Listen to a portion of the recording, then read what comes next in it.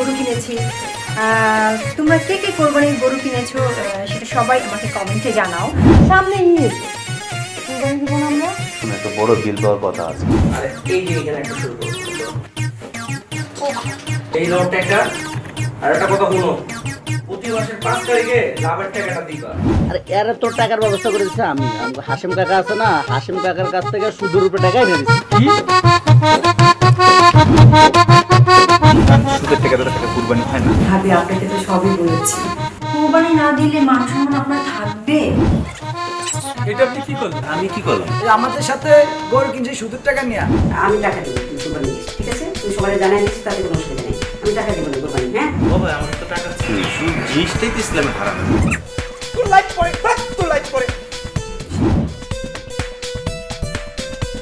এখানে আমার সমস্ত গহনা আছে। তুমি কি পাগল হয়ে গেছো নাকি?